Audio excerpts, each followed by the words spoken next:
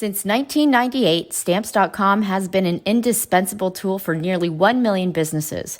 Stamps.com brings the services of the U.S. Postal Service and UPS shipping right to your computer. Whether you're an office sending invoices, a side hustle podcast with giveaways to send out like mine, or a full-blown warehouse shipping out orders, Stamps.com will make your life easier. All you need is a computer and standard printer. No special supplies or equipment. Within minutes, you're up and running, printing official postage for any letter, any package, anywhere you want to send.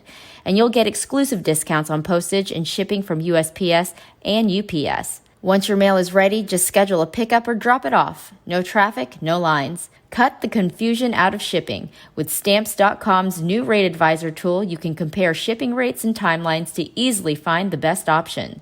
Save time and money with Stamps.com. There's no risk. And with my promo code POD, that's P-O-D, you get a special offer that includes a 4-week trial plus free postage and a digital scale. No long-term commitments or contracts. Just go to Stamps.com, click on the microphone at the top of the homepage, and type in POD. That's Stamps.com, promo code POD. Never go to the post office again.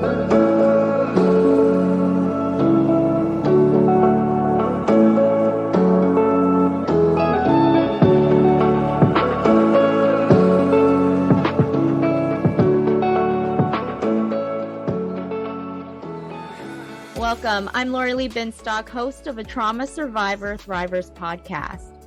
People who experience trauma live an existence that is lived through a different lens than others. Trauma sends us into survival mode, and you are not completely out of it until you're able to process the event. And moments that trigger these memories feel at times like life or death. Some people can end up living their lives in survival mode. However, it doesn't have to be that way. And for those who are able to get to the other side, that experience is something even more incredible than you could even ever imagine. That's post-traumatic growth. My guest today is Stephanie Hutchins, founder and life coach for Serotinous Life and author of Transformation After Trauma, Embracing Post-Traumatic Growth. Stephanie, thank you so much for joining me today. Oh, and thank you so much for having me. I'm really excited to be here.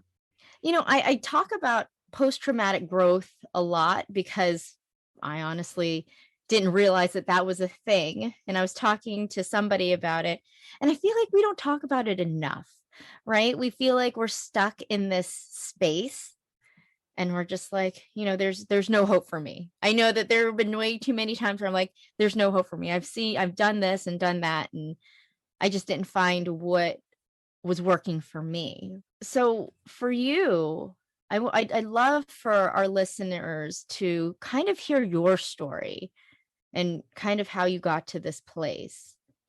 Okay. Yes, I'd be more than happy to share. So I'll give like my summary overview of my experiences. And so I have a long history of trauma.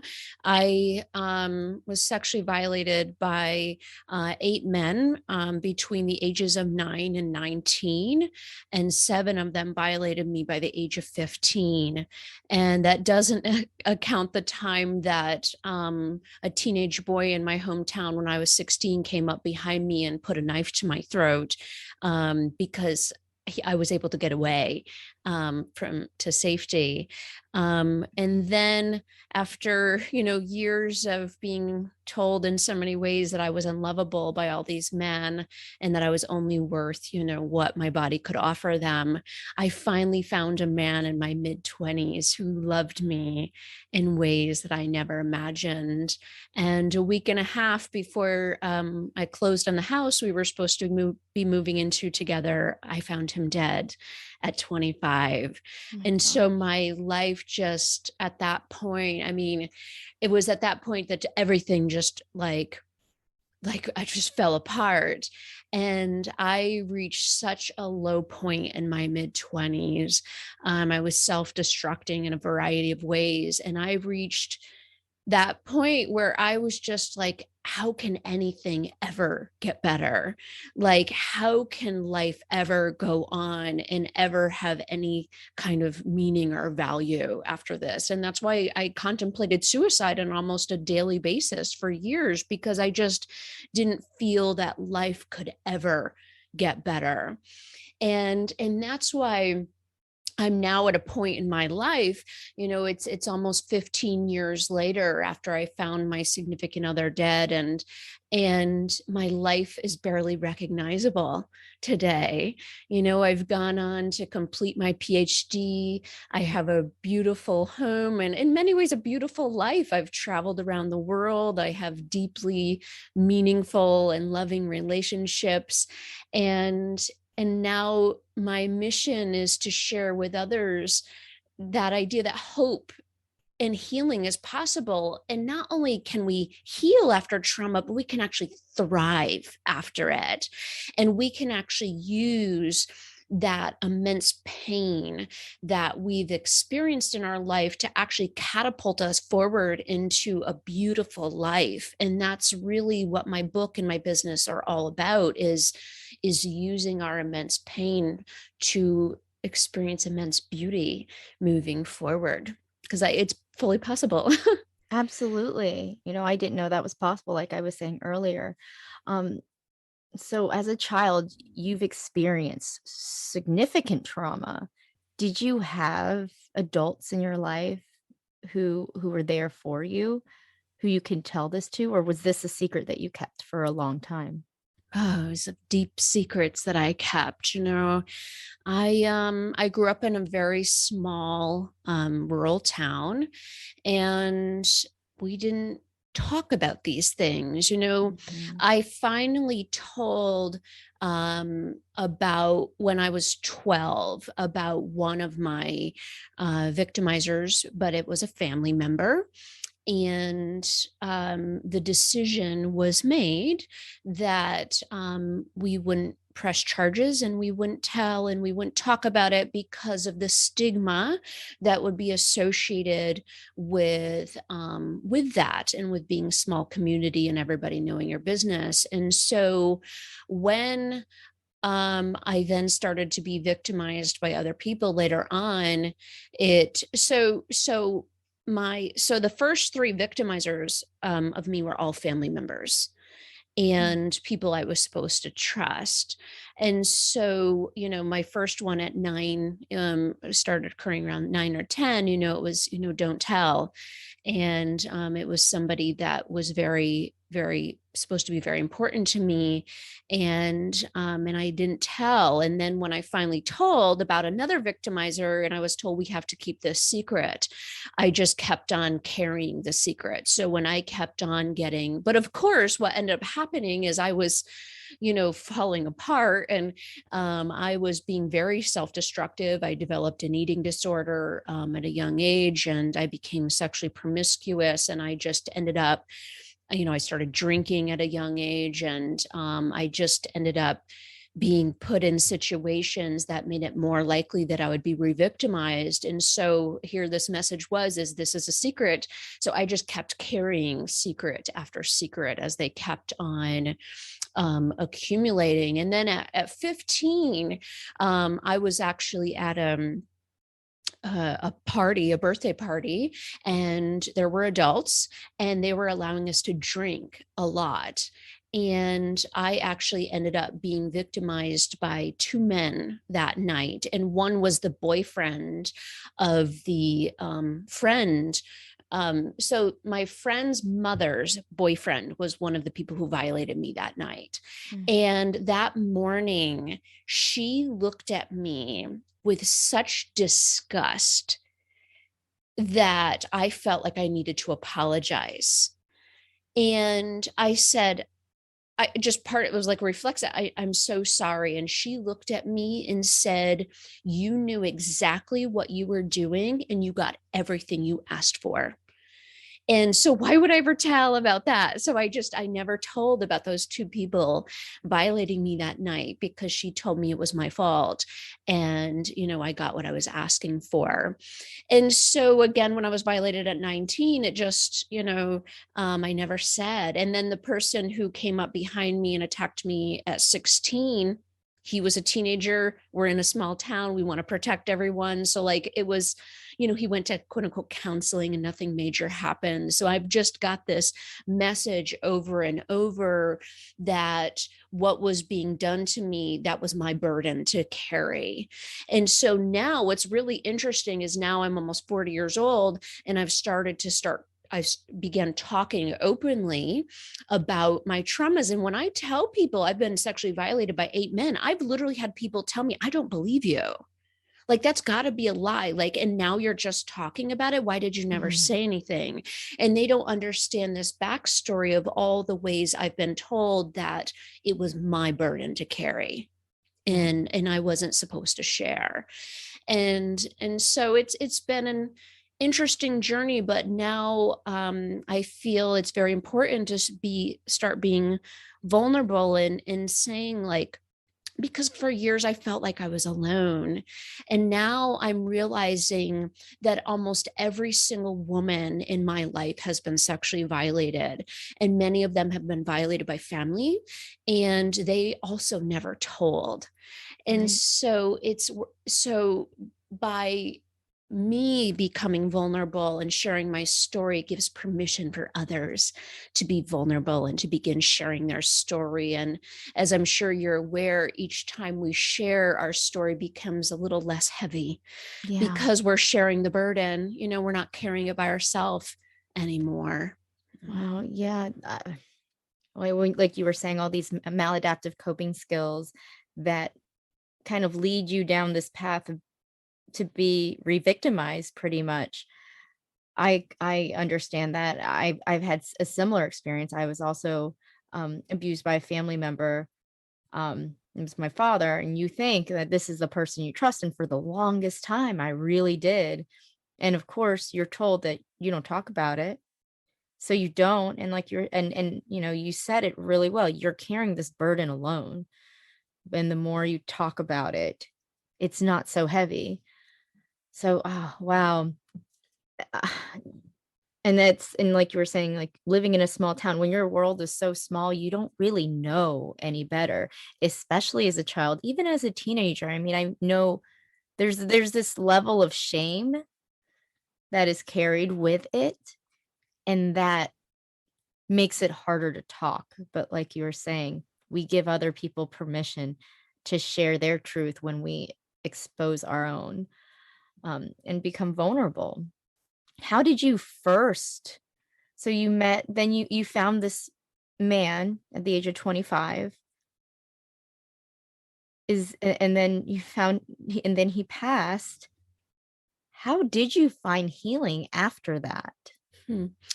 So, something that I guess I should add about this that made, I guess, the whole his loss even more devastating for me was that a few months before, 2 months before he passed, I decided to start seeking help and start talking about my traumas. So at 2025, it was the first time I started to talk about it. And I so I started seeing this therapist, and I didn't tell him that I was going and starting to talk about all this trauma. He never knew about all my Mhm. trauma. And so a few days later, I was ready to start telling him what I was reliving. And literally the same day that I wanted to talk to him, he found out that his mother had terminal cancer. And so no way did I, and so he was devastated. And so no way did I feel that I could share. Mhm. And so for the next 2 weeks, we're with her. She's on hospice, and she died 2 weeks later with him and I by her side. And then he just fell apart. And so what was happening is I'm reliving traumas that I had buried deep for years and had nobody to share that pain with.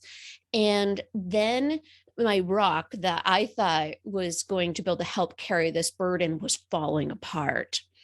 And then he died very unexpectedly. And then I'm living in a house now that everywhere I look, I'm just looking at all the plans we had for every single space in the room. And so everything, it just was just compounding and making everything just extra difficult. And so I couldn't work. I tried to work and I just couldn't. And I fell into a really deep depression. I wasn't bathing for days on end, brushing my hair, brushing my teeth. And when I did go out of the house, it was usually to go to a bar and, find a strange man. And usually, I was looking to replace what I had lost, and I fell really far. And my mother was trying to support me in any way she could during this time, and in the way that she was supporting me primarily was financially. Um, and because I wasn't working. And after a period of time, she saw I was just getting worse. I wasn't getting better. And she drew a line in the sand and said, enough is enough, Stephanie. Like, I cannot continue to help you financially unless you get help. Because, oh, I guess I should have added that therapist that I started seeing right before, his name was Stan, before he died. She ultimately told me that I would never be able to heal unless I accepted God into my life. And I told her from the very beginning, like, that was a very difficult thing for me, because I felt in all of those years of my trauma that I had been abandoned by God. And she put her hands up literally in a session and said, well, unless you're ready to accept him into your life, you're never going to be able to move on. And so, like, she re-traumatized in me in many ways, and I stopped going to her after that. Wow. So my mother said, you have to get help. And so she came with a name and phone number in hand of a therapist that her and my sister had found, and said, you need to get help. And for days after that, I was really depressed. I was really angry. And then I started to look at it differently and said, she's throwing me out a lifeline. And here I was contemplating suicide every day. And here I looked and I said, I have a choice. I can either continue on this path I'm on of self-destruction and possibly ending up killing myself, or I could, take advantage of the help that's being offered me. And I decided to take that help, and I reached out and I made an appointment with that therapist, and it began my beginning journey of moving forward. And what I started to do is I set little goals for myself. And so I'm a very goal-oriented person, always have been. And so for me, it was very instinctual when I began that process of moving forward.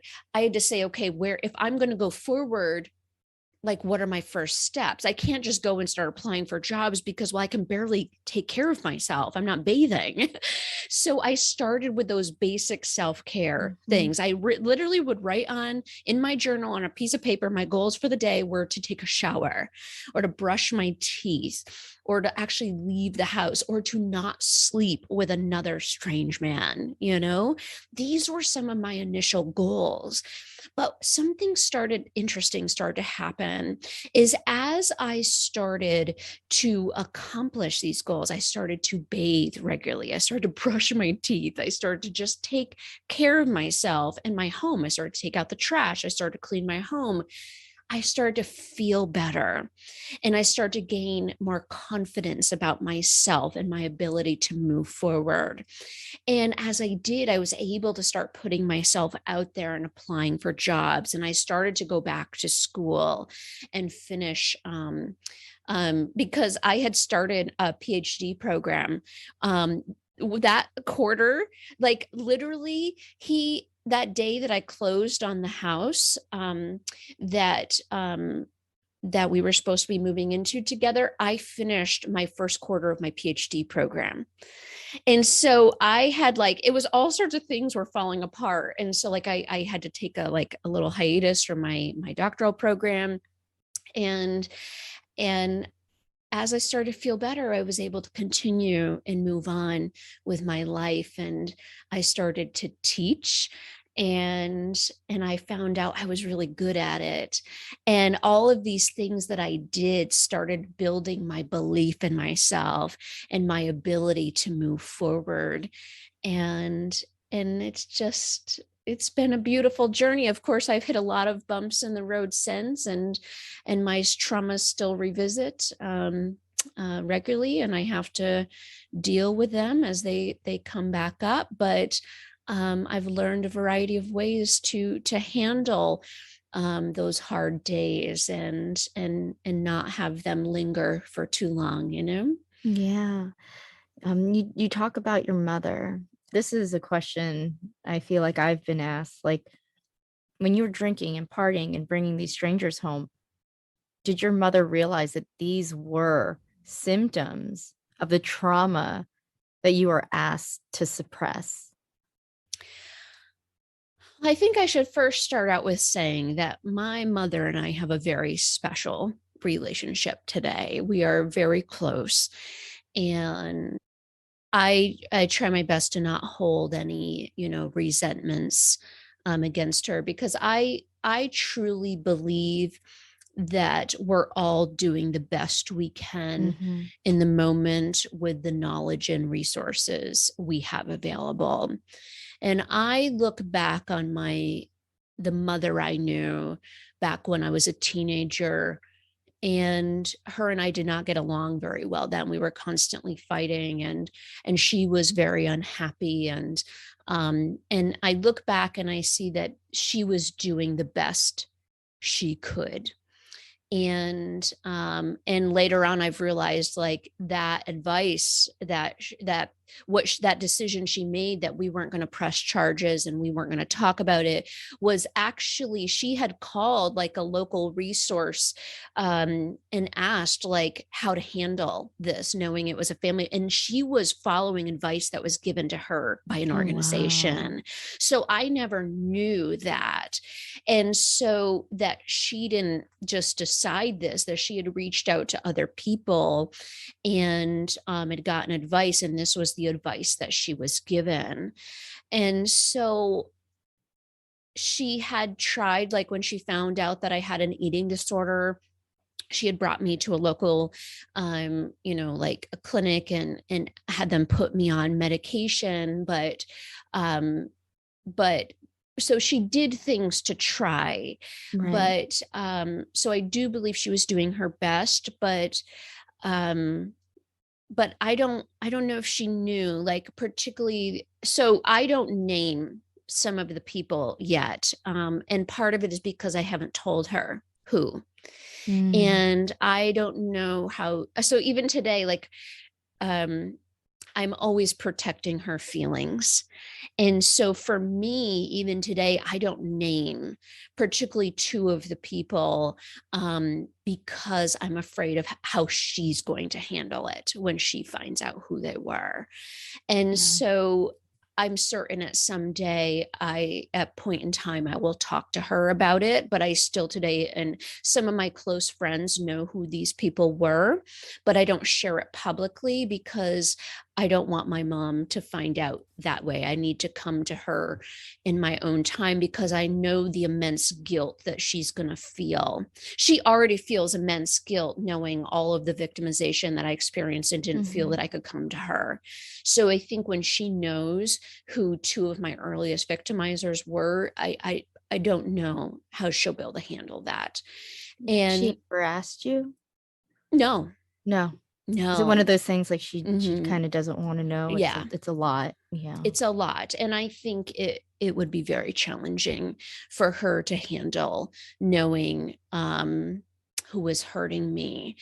And so, and I've only recently started speaking to even my therapist and close friends about my earliest victimizer. I'm starting to name him. And so it's even new for me to start putting names to these people. So it's like when I'm on these public platforms, I feel like one of these days I'm going to get closer to speaking, their names out loud.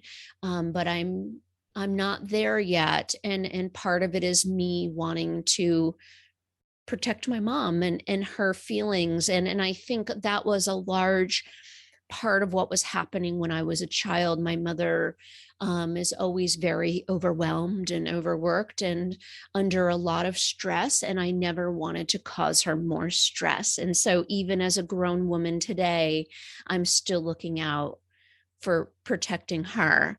And that brings up a mixture of feelings and emotions for me, that I sift through and try to work through. Um, but but yeah, her and I'm I feel very fortunate to have such a loving relationship. I consider it to be a very special relationship. And so I guess part of me doesn't want to do anything that could break it apart, Mm. because it is a very important relationship to me. So I'm still figuring out that balancing act of how to have this really loving relationship and work through what I need to work through so I don't build up resentment, because part of me can feel a level of resentment, but I feel like I need to work through that so anger doesn't come out when I approach her with it. So these are things I'm even today still working through myself. Yeah, I didn't have a great relationship with my mother growing up, but it gradually got better later in high school and after when I was in college. But when everything came out, when I finally felt okay with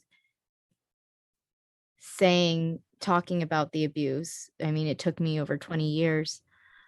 My mom was very understanding, very supportive. Like, well, she said she was going to leave my dad, but she didn't. And I kind of knew that wasn't going to happen, but I didn't expect her to expect things from me, like still visit the house with my Uh, children. And when one day, not too long ago, she was like, "When are you going to just forget about it and move on?" And I just, that hurt me so badly that it was debilitating. And I was like, okay, well, then I'm done talking to her. And, she didn't reach out, which was fine because I don't know what I would do if she did.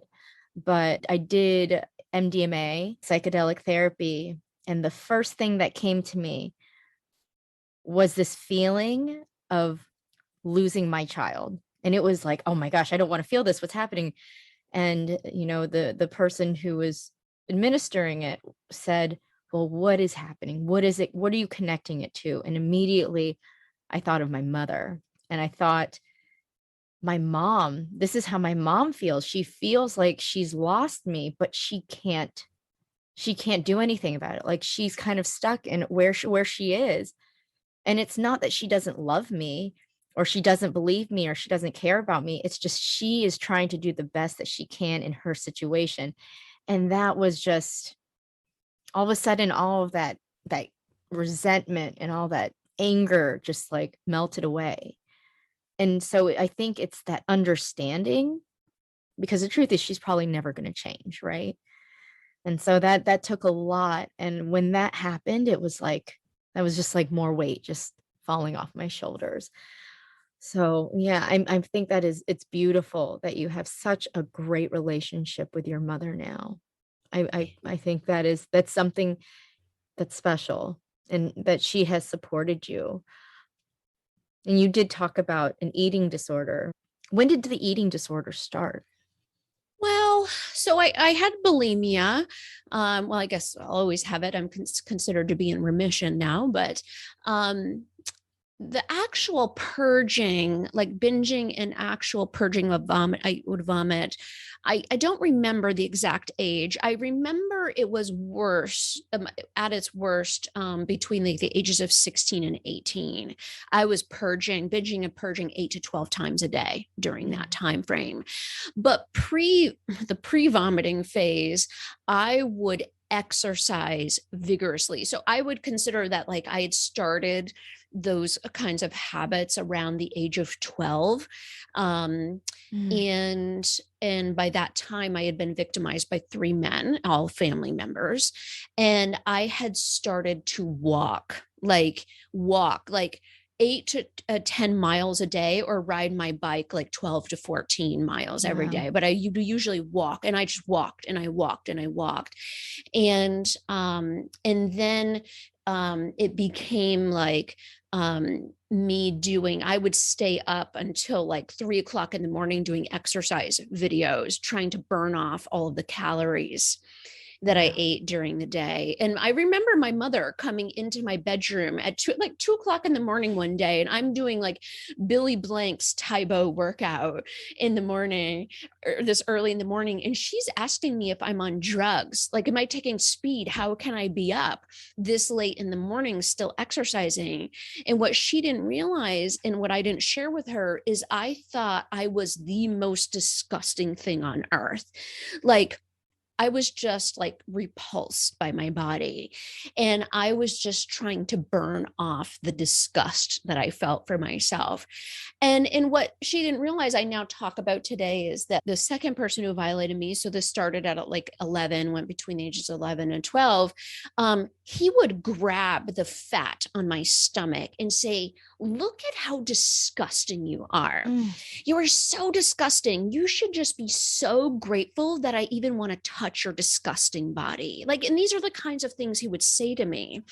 And so what started to happen is I just started to look at my body with pure disgust. And so after he started to violate me, I tried to do whatever I could to lose weight and to become desirable. And then it became this mission of me trying to prove that I was desirable and get men to pay attention to me, and for them to affirm for me that I was beautiful and that I was worthy of being touched, and so it was all of these things at play that was happening. And it was a very self-destructive time. And even today, like, I've got to be very mindful of looking at my body with compassion and kindness. Like, after Stan died, I became morbidly obese. And so I was really heavy, and I had actually developed high cholesterol and high blood pressure before the age of 30, because I had put on so much weight. And now today I've lost much of that weight, and now I'm at a healthy weight.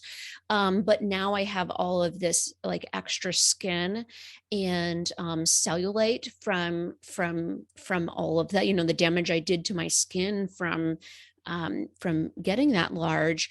And I have to be very careful of looking at my body and not looking at it with disgust and picking myself apart. And I have to remind myself, like, when I'm looking at myself in the mirror and I'm looking at my extra skin or my cellulite, I have to like literally stop myself, like, because I'll start looking at it with criticism, and I literally stop myself and I'll like hug myself and just, thank my body. Like, I'll like it sounds sort of silly in some ways to say it out loud, but like apologize for me being critical and thanking my body for all that it does for me. And I literally would like put my arms around myself today many times and will just thank my body and thank my body just for still being here and for allowing me to move about and be healthy, and to make up for all that time that I didn't take very good care of it. So now that's my mission today, to try to be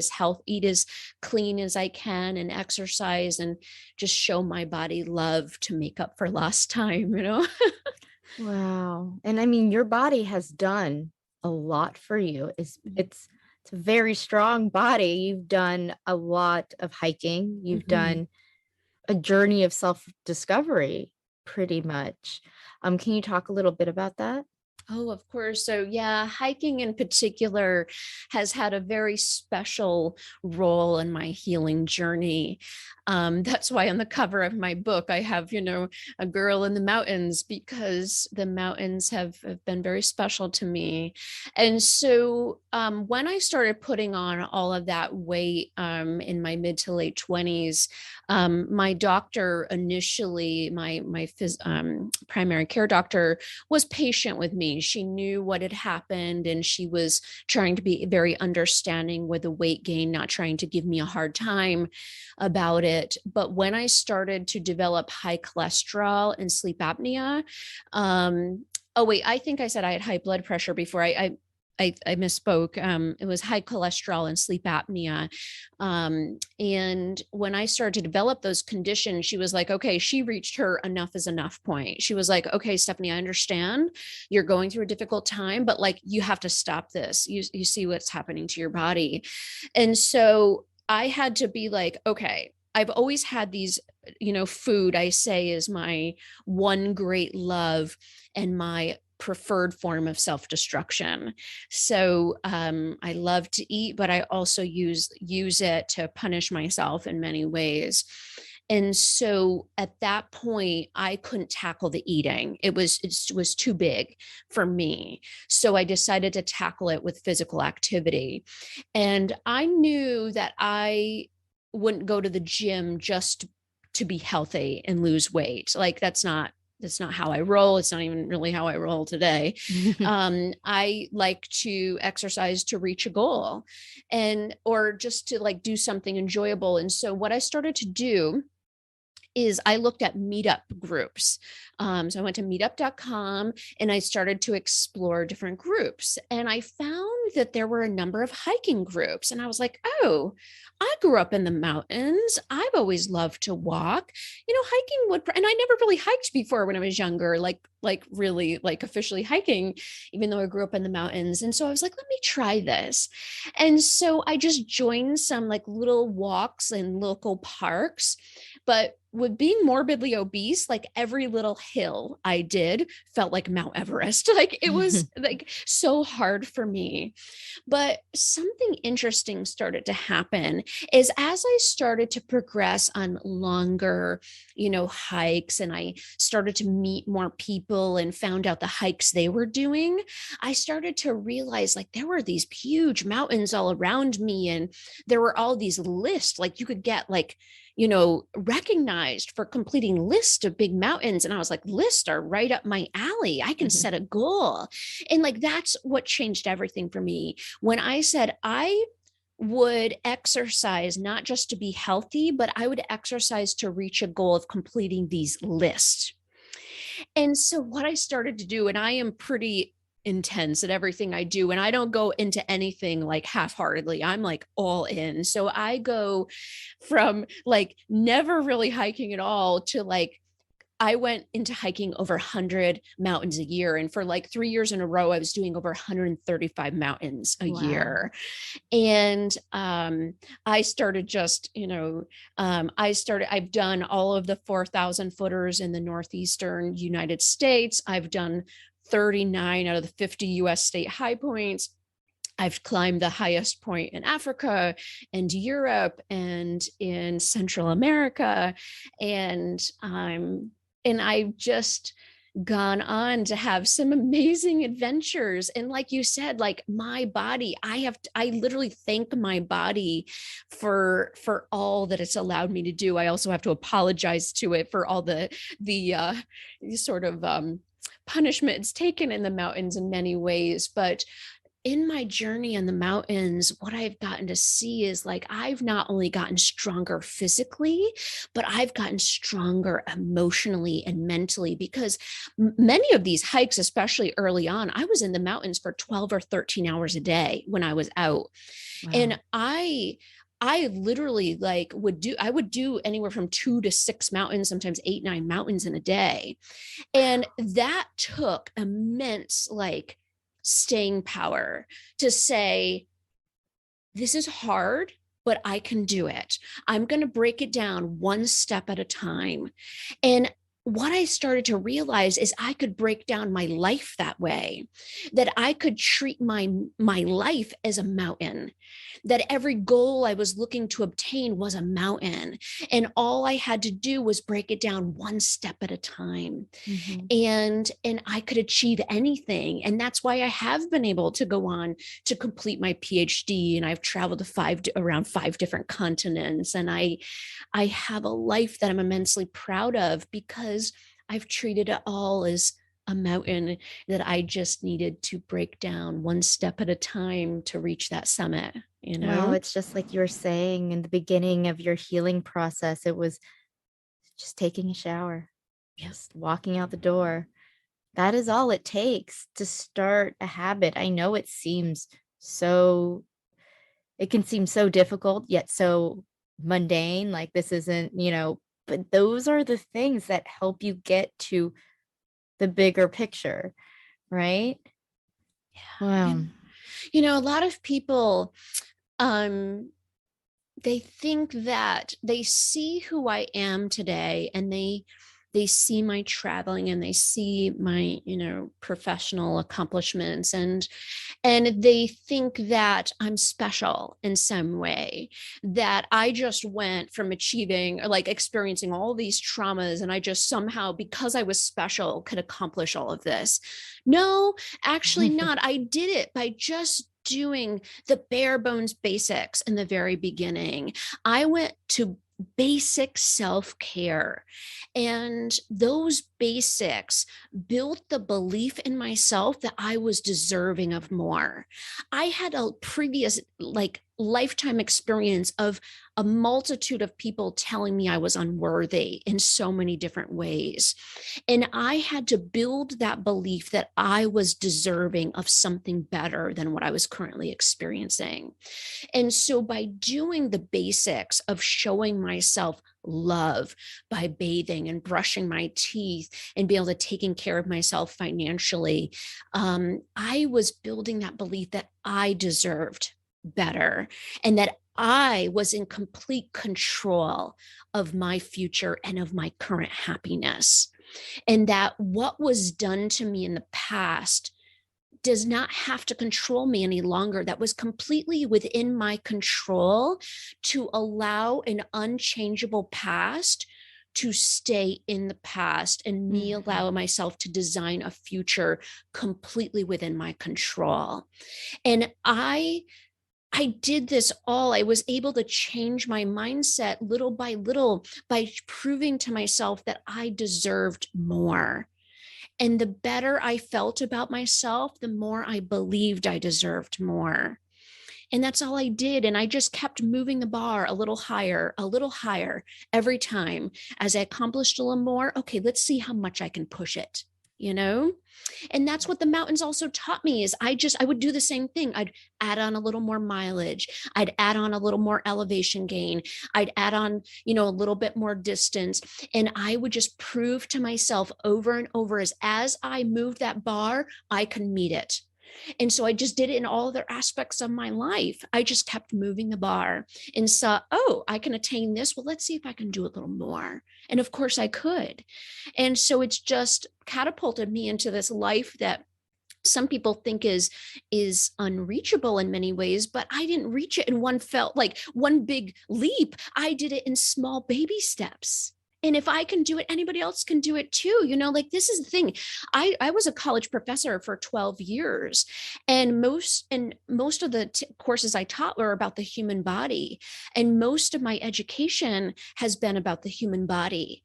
And what I know from all that I've learned is that one human to another, we have very minimal differences between us on a DNA level, cellular level, anatomical, physiological level.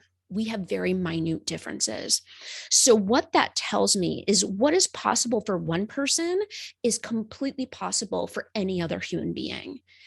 And it's because we all have within us the same capabilities to push ourselves a little further. And as we push ourselves a little further, our body and our minds adapt.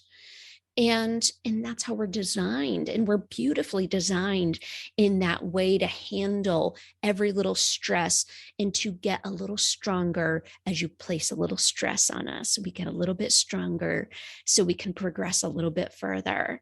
And so that's why I encourage anybody who's listening today and not knowing, how to move forward. It's about taking that one baby step. And if you don't know where to start, I always encourage people to start with self-care. Mm-hmm. Like, how can you work on taking care of yourself in a better way?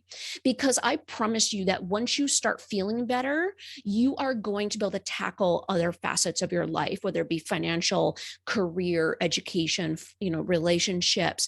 When you physically and emotionally start feeling better, you can have the capacity to accomplish more in your life. And so if your sleep is lacking, tackle that. If your diet is lacking, tackle that. If exercise, well, don't tackle them all at once, please, but pick one area that you know that if you were to change one thing, that it would start trickling into other areas.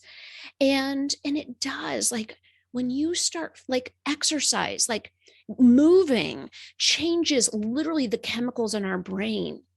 And just by changing that chemistry in the brain, it can start to lift you out of depression. It can start to ease anxiety. Getting regular amounts of sleep can change the chemistry of our brain. All of these things can change the way we experience in life, and it doesn't require drastic steps, just little changes at a time. Right. Absolutely. Was there anything else that you would like to add? I always like to finish with, I finish my book with it. My conclusion is titled "Be Kind to Yourself," and it's always my final message I want to share with anyone on any platform is to be kind and patient with yourself. The healing journey is not going to be linear. There are going to be twists and turns, and you are going to get bumps and bruises along the way. And there's going to be times where you move backward, and there's going to be times where you move sideways, and there's going to be times where you feel like you're stagnating for weeks or months or a year. And it's okay. No two people's healing journey is going to look the same, and that's okay. It's about realizing that this is your special journey and the way you are meant to experience life. And try not to condemn yourself or the journey, and to condemn yourself for not moving faster or for not being farther. You're exactly where you need to be in this moment. And you cannot move faster until you build on those building blocks that you need to do. And so you're moving at the exact pace you need to move at. And so please just be kind to yourself with the pace of your journey. It doesn't have to look like mine. It doesn't have to look like yours or anybody else's. And just remind yourself that you're worthy of something better than you're experiencing right now. Even if you're experiencing an immensely beautiful life, I have to tell you there's something better waiting for you. That I have to tell you that I don't want to go back to any previous part of my life, because literally every single year of my life that I stay on this earth, it is better than the year before. And so I have to tell you that no matter how beautiful your existence is right now, it can be even more beautiful. It's about moving that bar one little bit at a time and seeing that you are deserving and worthy of something more than you're experiencing right now in this moment. Beautifully said. I agree. And that's where post-traumatic growth comes from. There are those little steps that we can make that'll help us transform. Right. Thank you so much, Stephanie. This has been wonderful speaking with you. Thank you so much for having me. I really appreciate the time. Absolutely. That was Stephanie Hutchins, founder of Serotinous Life and author of Transformation After Trauma, Embracing Post-Traumatic Growth. To learn more about Stephanie, visit my website, tstpodcast.com. That's the letter A, tstpodcast.com. There you can find the link to purchase her book.